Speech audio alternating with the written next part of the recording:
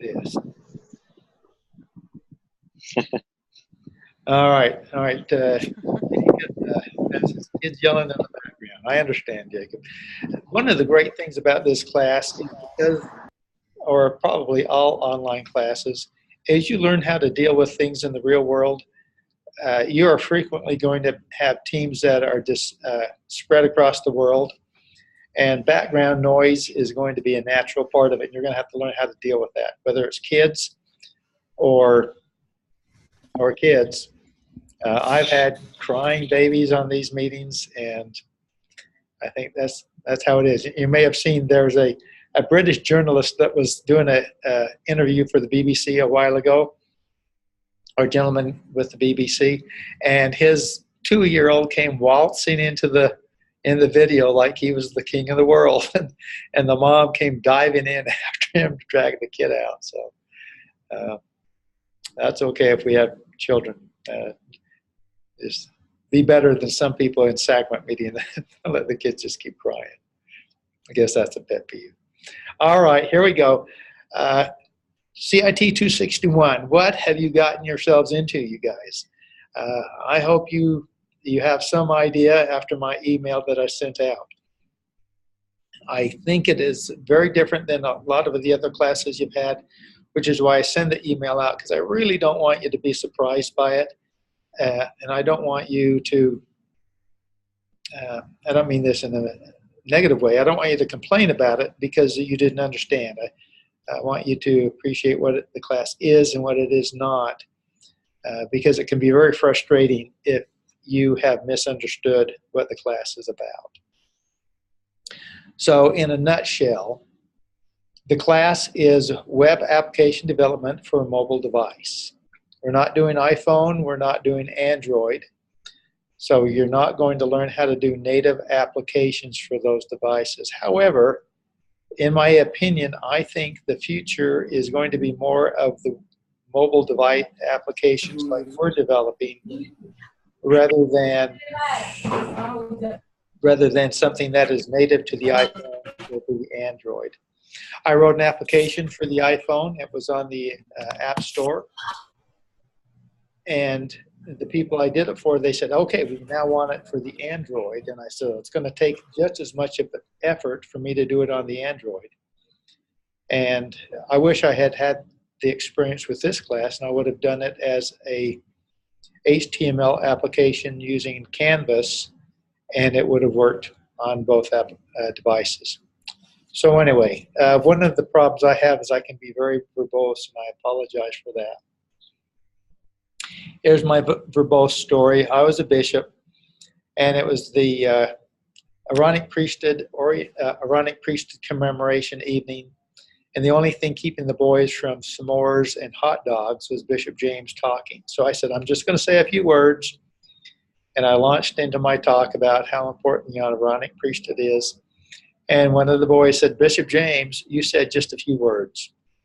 So if at any point in this you say, Brother James, you said just a few words, I'll understand that I'm talking too long. So the nature of the class is, next week I will put you into teams of 6 students, 6, maybe 7, but hopefully just 6. And you will start a relationship with that team for weeks 2 until weeks 10. That's right.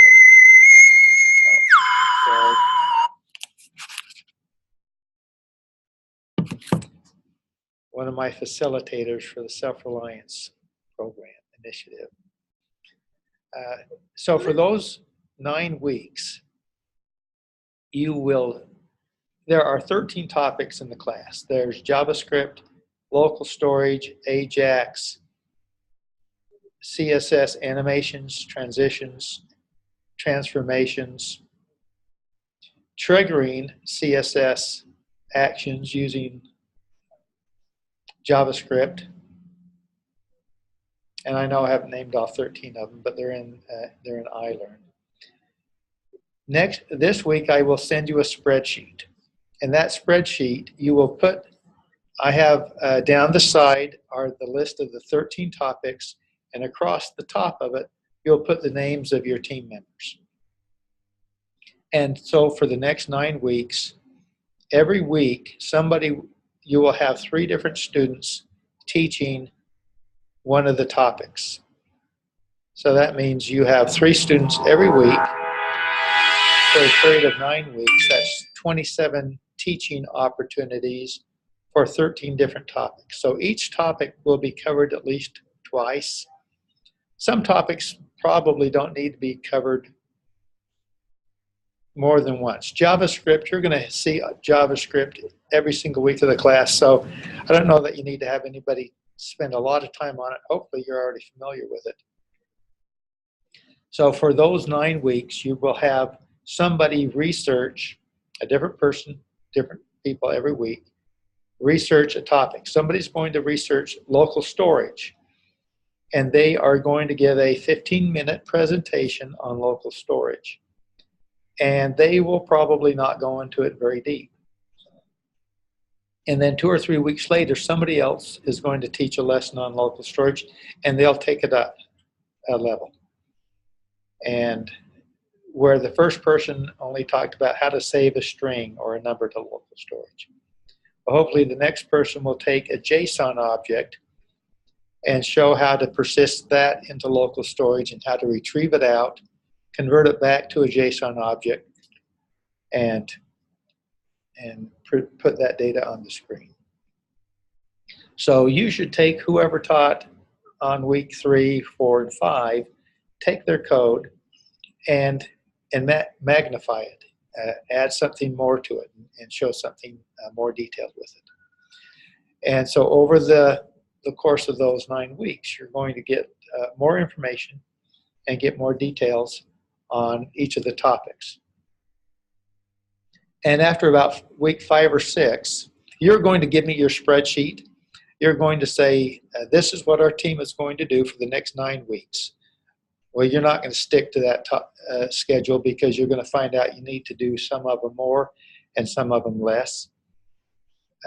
And I want you to do that. After 5 or 6 weeks, I want you to step back and say, we don't need to go over this again. We're all comfortable with it. Or, wow, CSS animations using JavaScript is more difficult than we thought. Let's spend more time on that. Another tab in the spreadsheet is going to be what you're going to work on it, because you're going to have to work on these individually. So you're going to send it to me and say, Brother James, here's my commitment on the 13 code topics. I know that over the next 9 weeks, I need to submit some code to you to show you that I have basic skills of JSON, or I have, but it is basic, skilled, and mastery. There's 3 different levels. I can't remember what they are at this moment in iLearn. And you're going to send me something the first week and I go, okay, well, I see that you copied and pasted that from W3 schools. That's great. And I won't give you a grade on that, and that's okay. That shows that you've gotten started. If you feel it necessary to send me those just to say, am I even heading in the right direction, Brother James? I'll let you know that, yes, that's a good starting point for local storage or JSON. Then you'll play around with that for a week or so, and then you'll say, all right, this time I've got something. I want you to grade this. I'll take a look at it, and I'll say, all right, that's pretty good. That you've got a basic understanding of local storage. And I will mark that in the grade book. You'll get 6 points out of 10 for basic understanding. I'm not hearing anything. And then, was that a question or just a live mic? I think that was just a live mic. And then I'll tell you, that was good. But what I'd like to see you do now with local storage is persist a more complex object, like a student object, where you've got name, age, major, year in school. You'll stringify that. It'll go into local storage, and and you're going to submit that back, and I'll say, yeah, that's good. You stepped it up a little bit, but I'd still like to see it a little bit higher. And I will share a few examples along the way. I'll talk about those in a minute. If we have some time, I'll show some examples from my own website. And then towards the end, so you may not get past the intermediate comfort level with your code topics by the end of week 10, and that's fine.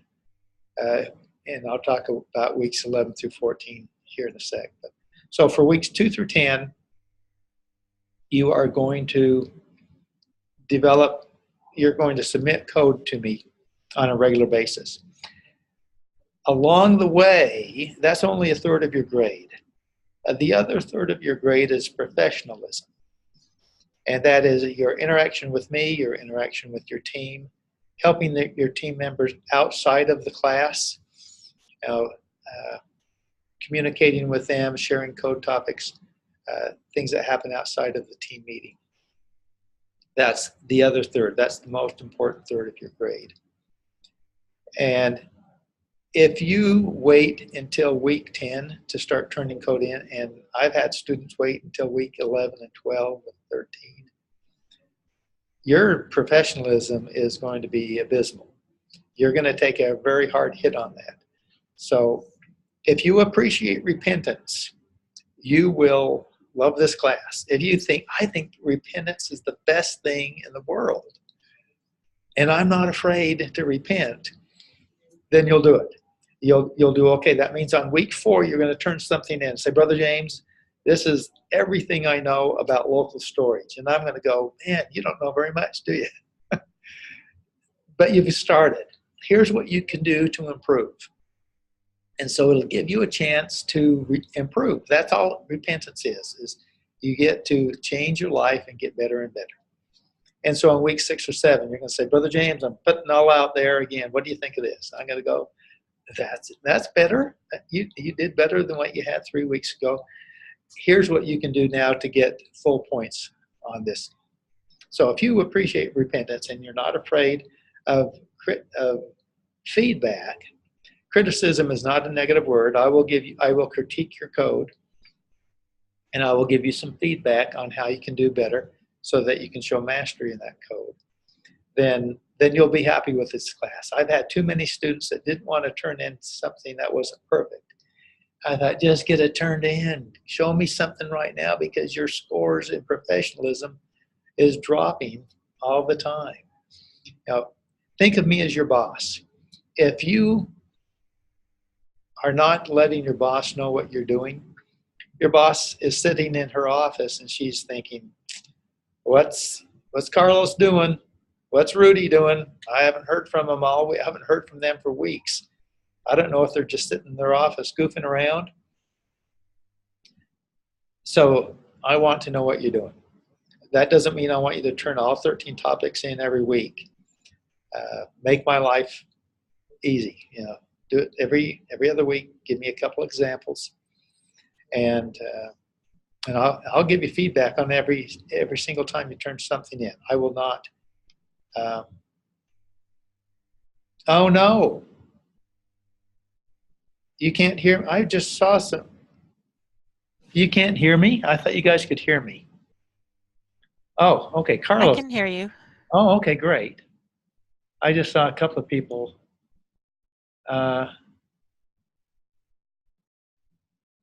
Okay, all right. I will get a little bit closer to the screen. I just didn't want to. And I thought I was talking. I'll talk louder and try and enunciate more. Oh, okay. All right. If you have earplugs, Tate, plug them in and see how well you can do. Where was I? All right. So turn something in regularly. I want to see that, and I want to give you feedback. I'm your boss, and I want to give you feedback. That's part of professionalism, is communicating with your supervisor. So that's the first 9 weeks of the class. You will meet with your teams every week, and 3 people will teach, 3 or 4. I don't want you meeting more than an hour. You've got other things to do. So 3 or 4 people each time should be sufficient. And then the last 4 weeks of the class, you work on an individual project. I want you to start thinking about that right now. I will give you some parameters for that. I don't think I'll do it this week. It'll probably be next week. But I'll give you some parameters of what I want to see in a personal project. And in the personal project, you'll bring it all together. You cannot get full points for any topic only with that topic. You cannot get full points with local storage by only giving me a local storage example, or with JSON, or any of the others. Full points comes from showing that you know how to integrate the topics together, that you can use Ajax to retrieve a file from the server. That file is a JSON file. You're going to save that to local storage. You're going to take some data out of that and present it on the screen. That's how you get full points, and that will be weeks 11 through 14. All right. Let me see if there's any questions here. I had one really fast. All right, go ahead. I was just curious, you said that we're going to be put into groups of 6, and then you said there's only going to be 3 to 4 people that teach. Are those going to be people from the groups or people from the class? From the group. You will be, your primary interaction for these weeks will just be with your team. Now, I have discussion board questions posted in iLearn already, and I think would be very professional of you when you find a great resource on JSON. If you go over to the JSON discussion board question and you submit the URL that you found. Say, hey, this is a great example. It really turned the lights on for me on JSON. Or Ajax just seemed like a mystery to me. Here is a wonderful website that I found on Ajax. That way, I want you sharing information with the whole class. But so what are the other 3 people doing the week they're not teaching? They're participating in the team meeting. Your team meetings will be done using Hangouts on Air. That's how most of the students, and I'll talk about that towards the end of this week and a little bit in the email that I send out on Sunday or Monday. So you'll have Hangouts on Air. Those 3 people will show their work, but you should be interacting. Well, what if you did this? Could you do this with Ajax? What difference would this make on DOM? And also during that week, you're preparing for next week, and you're also working on your own code samples that you're going to turn in to me for review. Did that answer your question? Yep, that made perfect sense. Okay. All right. All right. Any other questions? I'm going to share my screen here in a minute, but let me see if there's any other questions. Okay, let me show my screen, and this will give you an idea of how to turn your code in. I do not want you to send me an HTML file because then I have to save it to my server, bring it up in my browser, and well, I always have to bring it up in my browser. But then you're relying on me to pull all of your files, put them on the server, and test them. It's much better if you can provide me a link to a working website, or if you are familiar with GitHub Pages. GitHub Pages will do about 100% of what you need to do in this class. So let me show you, and it'll take me just a second to find my GitHub Pages.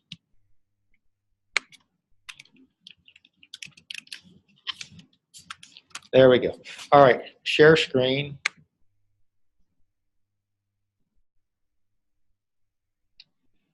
Which screen? All right, this is the screen I want to share.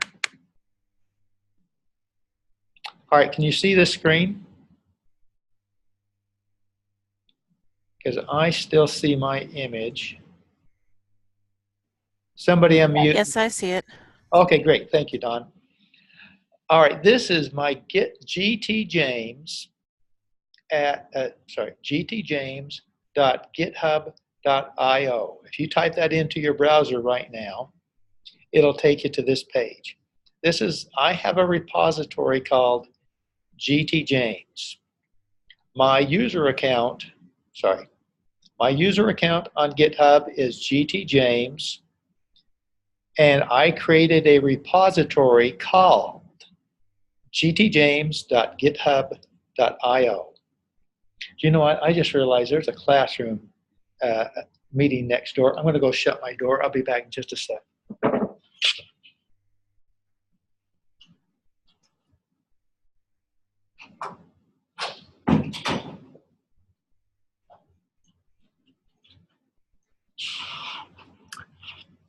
I hope I haven't been irritating the other class. All right, so I created a repository called gtjames.github.io. I put an index.html page there and in the links to my work, and that gives me a website, a working website. So for instance, this is not to be taken, don't take this exactly as is, but it's just a good example.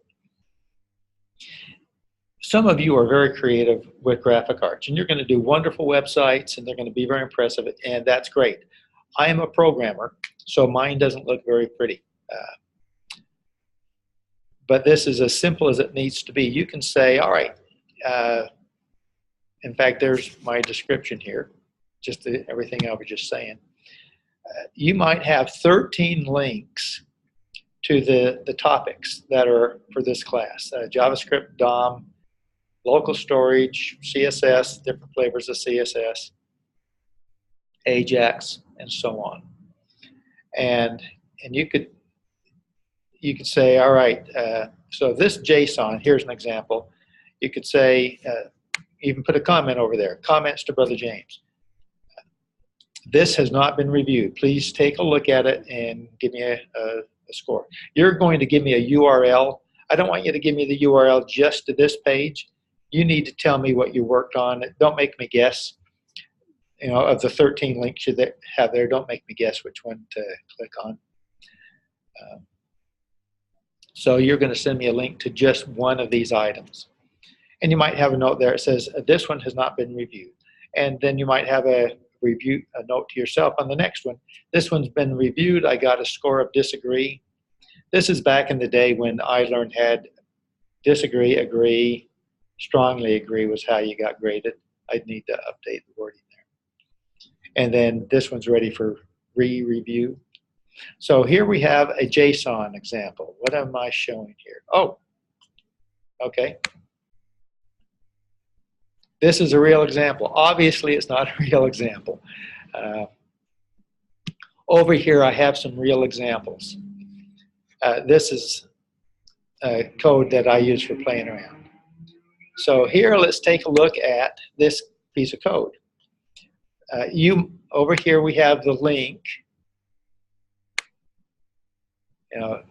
This is gtjames.github.io/bom/bom.html.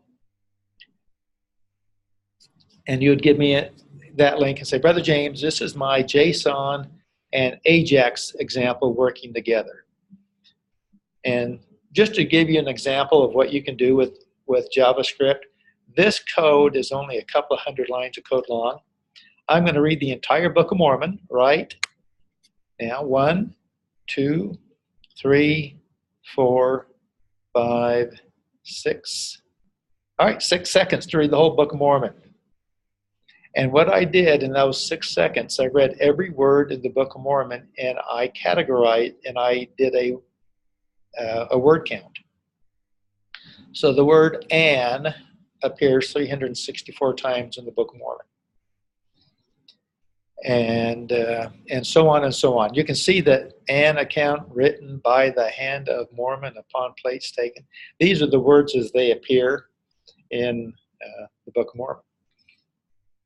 And as I run the cursor over these words, over here in the right-hand column, it shows me all the verses that have the word written in it. So I'm going to go over here. Now I'm going to run the cursor over that, and it shows me the verse. And this is only a couple of hundred lines of JavaScript. So,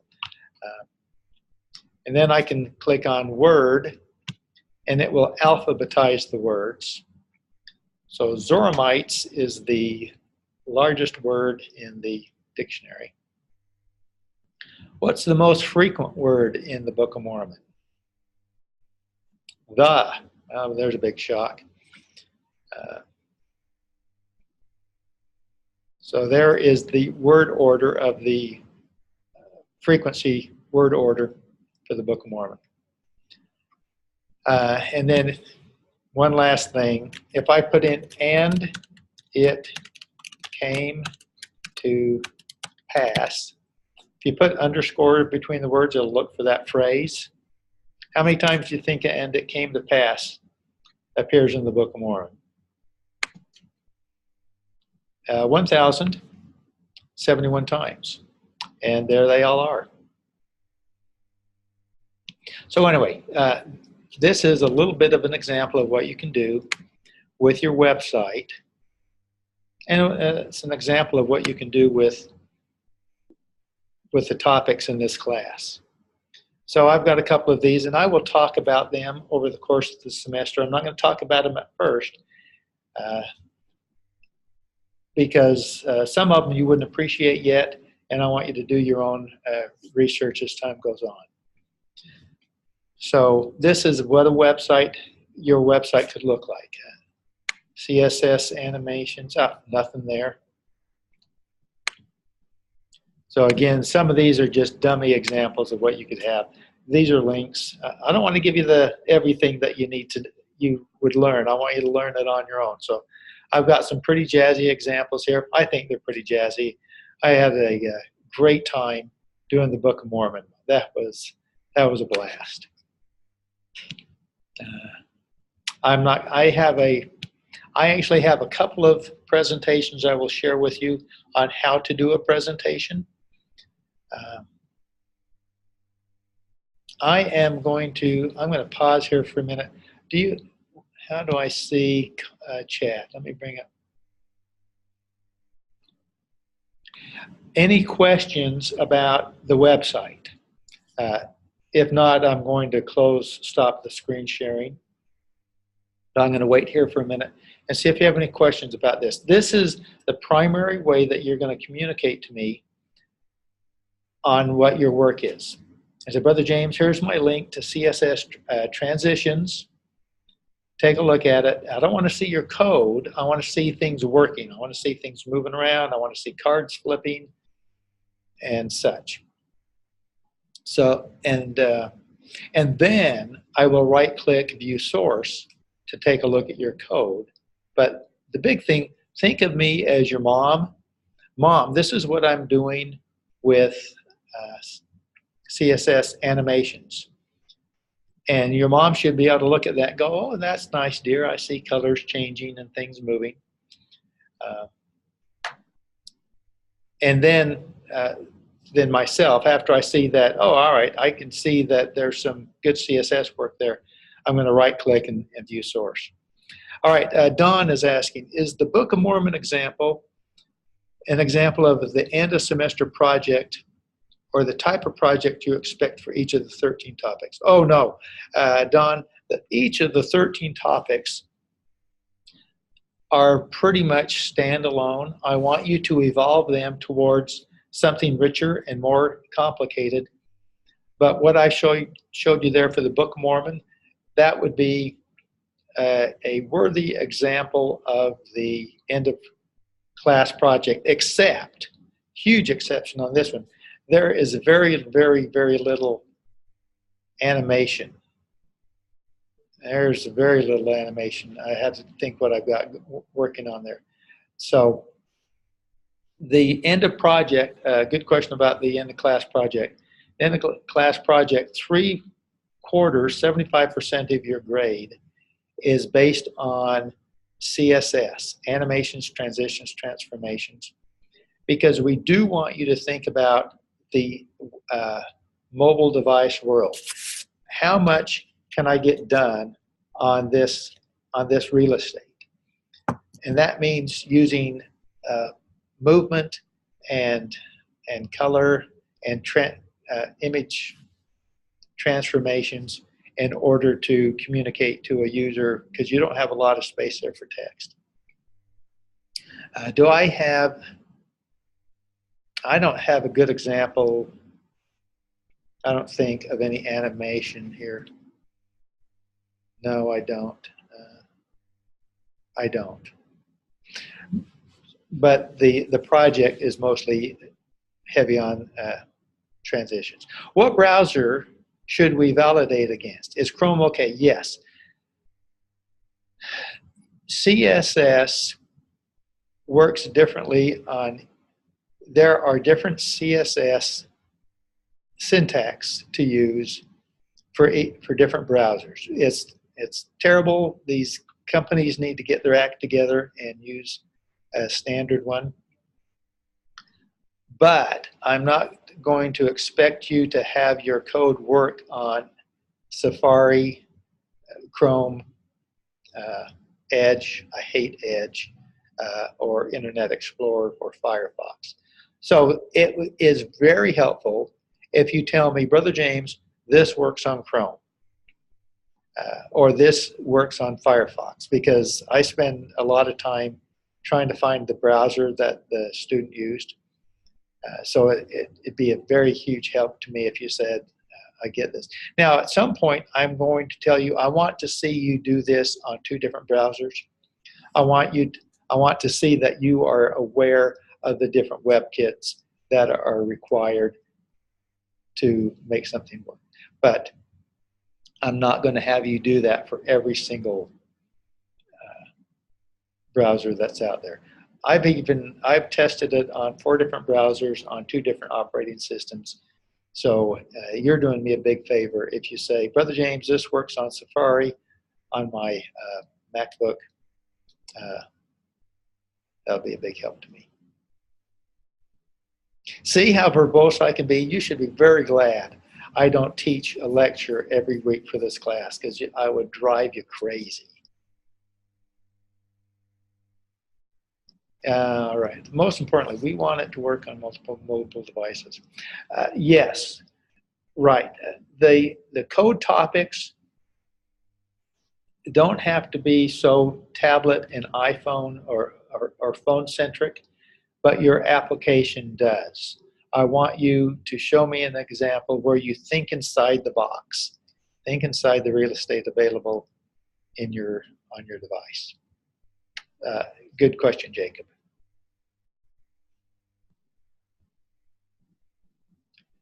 Yes, you should make them responsive. I'm not expecting them to be responsive all the way from a web browser down to a tablet to an iPhone. Give me a couple of good examples of responsiveness going from portrait to landscape, or going from iPad to iPhone. You can really spend a huge amount of time making it work on every orientation and every real estate. So give me a couple of examples for that. I will not break your back on responsiveness. But an excellent question. Nicola? It is Nicola. Very good. All right, thank you. Yeah. All right, so I've talked about the first 9 weeks, you're going to be in groups teaching each other, and at the same time, you're going to be developing code examples for each of the topics and submitting them to me, and I will be responding back to you. And I'll talk to you about what I want specifically when you do a submission, and I'll give you that example next week. The last 4 weeks, you are working on your personal project. If you read the syllabus, and I hope you do, if you do not have basic understanding of each of the topics by week 10, the syllabus says you may not do a personal project. You could keep working on your code topics and advancing them. And the reasoning behind that is if you have not gotten to the basic level, you're not going to be able to do very well on the team, on the personal project. So you should continue working diligently on the code topics and get them up to the max. Your professionalism won't be impacted if you've been good and you've worked on that and you've just had real trouble getting to basic. You can still get full professionalism. You can get full code topics, and you would still be able to get a C. You'd still be able to get a passing grade in the class. But let me just say, getting to basic on these code topics by week 10, that's a pretty low bar. So you really, if you're not a procrastinator, if you're a procrastinator, I don't really have too much sympathy for you. But since you guys are all online with me here on the second day of the class, you're probably not procrastinators. So if you don't procrastinate, you're not going to be at basic. You're going to be above basic by then. All right, one thing I need to emphasize is no jQuery, no Angular, no Bootstrap. I don't want to see a $ in your code. This needs to be just good old, plain old, everyday JavaScript. Well, why do you want to do that, Brother James? Because these packages are wonderful. They do miracles for you. You're right, they do. But not everybody in the class knows JavaScript, jQuery. And if you were to show this really cool example of jQuery to somebody who's just a freshman or a sophomore, they're going to be lost. I'm not wanting them to learn yet another thing for this class. Also, I want you to appreciate the bottom level nature of what you can do just with JavaScript. So that's why we're leaning on you to own. It's not leaning on you, I'm forcing you to use JavaScript. I want you to understand what is happening down at the bottom level of JavaScript. So when you're doing Ajax, you understand the 4 different messages that you get with Ajax and all that you can do with DOM. All right, I see somebody just unmuted their microphone. Any questions?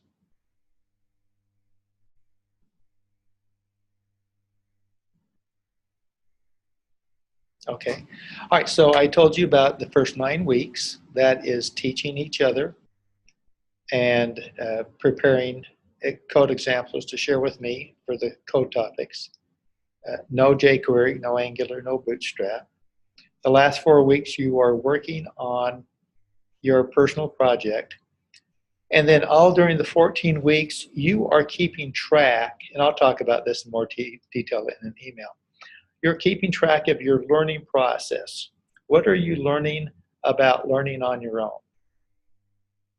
And I will get on my soapbox later on through the course of the class on what I don't want to see. I don't want to see trivial things. Oh, I have the best team. We really worked well together. I want to talk about the troubles you had, where you hit a roadblock, how you figured out how to get around that roadblock, how you saw you were wasting time in team meetings, and how you eliminated that issue. I want you to talk to me on your final report on things you're going to take into your professional career, that I'm not going to let this happen in a team again. It was a waste of time. It caused animosity. Or this was a great lifesaver for our team that made us efficient and let us get a lot more work done. But more on that later.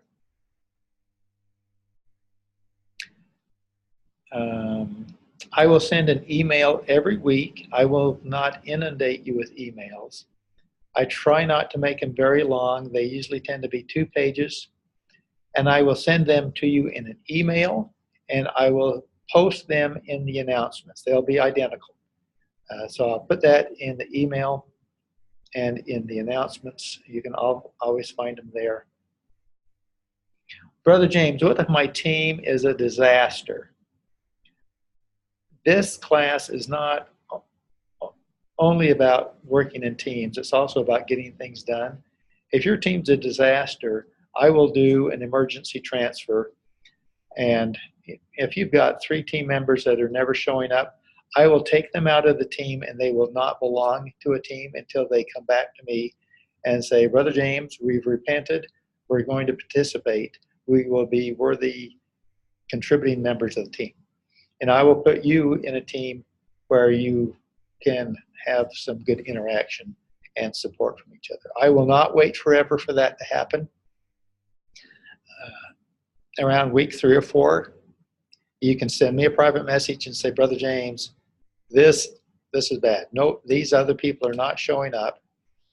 And if I get a confirming witness from somebody else on the team that says it's only me and only Tim and Jacob that are showing up, then I'll make some changes. I'll get a hold of the others and I'll say, are you guys participating? Are you going to drop the class? And that is one thing I keep an eye on. If they're not doing anything, I start bugging them. Are you going to drop the class? Because I don't want you to fail the class. I'd rather you get a withdrawal or unofficial withdrawal rather than a fail.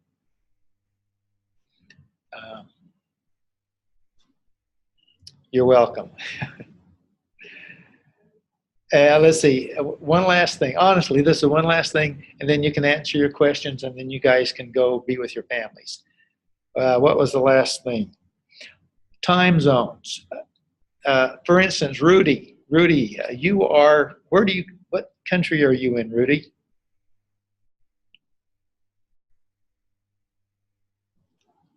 All right.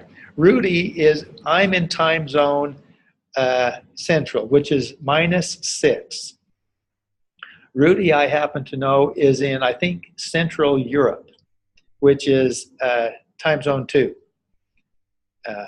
So I'm going to that's why I want to know your time zones and when you're available. So Rudy, for instance, is 8 hours different than me. I'm going to do my very best to put him in a group. I think Rudy is available in the afternoons and evenings. So Rudy's evening at 8 p.m. is somebody's noon. So I'm going to try and get Rudy in an afternoon meeting. Oh, Rudy can't hear me too well. Okay. Rudy, I'm going to message him.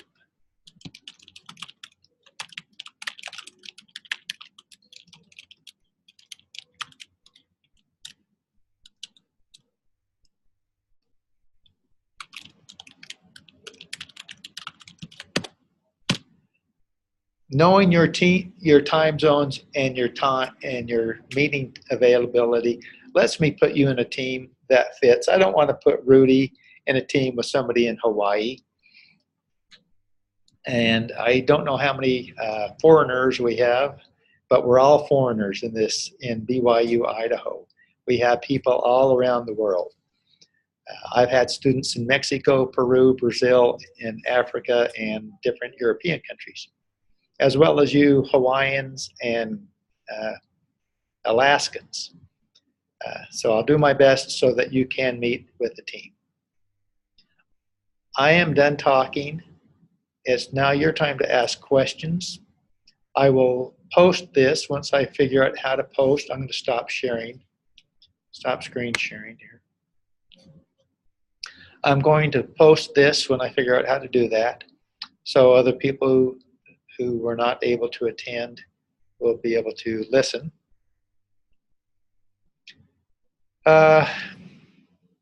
Questions?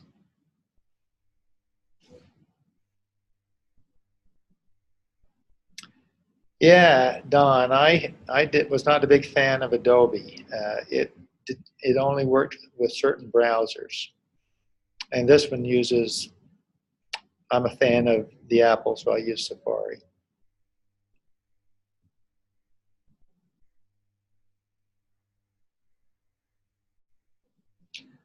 All right, going once. How frequently is too frequent to submit things to you?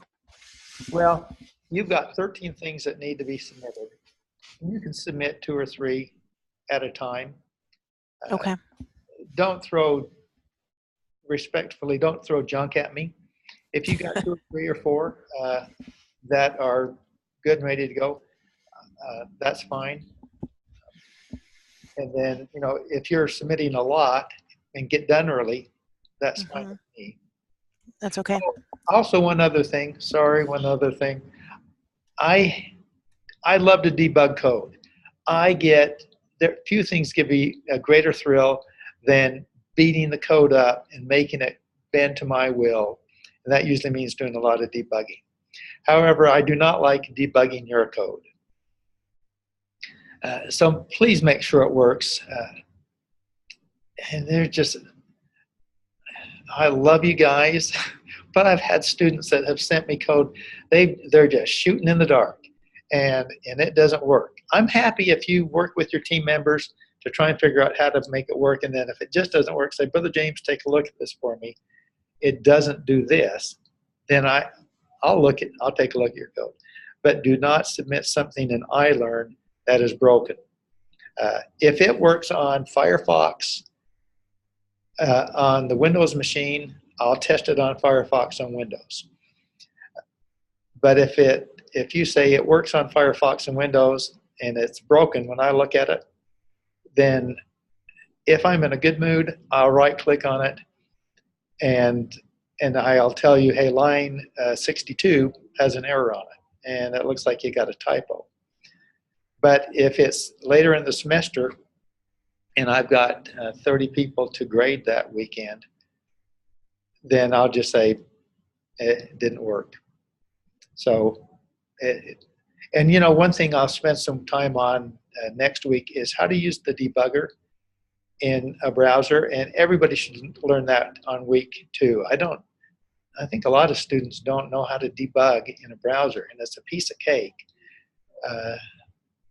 So I might do a video on that, on how to debug. And other than that, then you guys are on your own. I expect if you're a professional, turn in something that works. Okay. Thank you. You bet. All right, Dan. Hangouts takes a little while to get the hang of, but it is a very, very handy thing for you guys. Do you have access to Zoom, or is that just the instructors?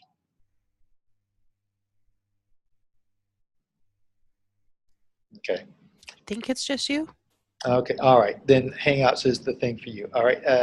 Office hours are normally 7 p.m. Central Tuesday and Thursday. I do that I have to teach a night class this week here, so that's why it's late this week. And then I do that for the first 3 weeks, maybe the 4th week. But after that, you guys are too busy and in teams, and so I stop having the office hours. If you want me to attend your meetings, you will invite me to all of your meetings. I may not attend. I will attend regularly. I want you to ask questions of me directly. But that's how I'll talk with you directly. Rudy, what is your question?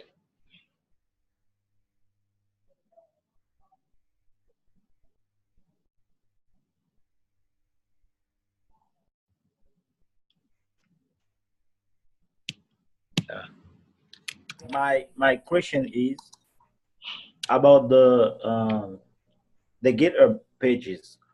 Are you going to create a video to show us how we can do that? One problem with doing a video to show you how to do it is I've already done it. GitHub pages are not very difficult. I do have some instructions on that, and I think there's even some instructions in the syllabus. So if your GitHub pages user account is Rudy Ravelin, create a repository Yes. called rudyravelin.github.io. Those 3 words. If you make those 3 words and you create a repo, then that's it. Put an index.html in there and rock and roll.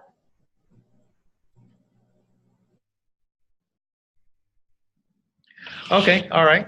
So yeah, you can sign up for a Zoom on your own. Whatever you want to do for a team is fine with me.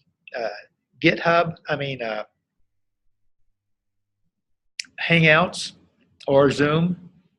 Zoom seems pretty handy. Just invite me. I'm a part of your team. I may not come every week. I'm going to be the bad member of the team. I don't contribute a lot, and I just lurk sometimes. I may do grading while I listen to your team meeting, but I pop in the first 5 minutes and sometimes in the middle. And if you don't mind, I'll listen to you teach, and then I'll interrupt and say, if you have any questions, let me answer them, and then I'll zip out. I've got 60 students to monitor, so that means about 10 teams. So, I can't attend team meetings. I don't need to. You guys are doing the team training with each other, and you and I are communicating through the feedback on the code topics. I think there's a time limit for the free Zoom. 40 minutes. Now that's pretty close to how much time you should do for a team meeting. Your time is sacred. Get in there, be efficient. Hopefully you're buddies with each other. If you want to talk longer, then use Hangouts.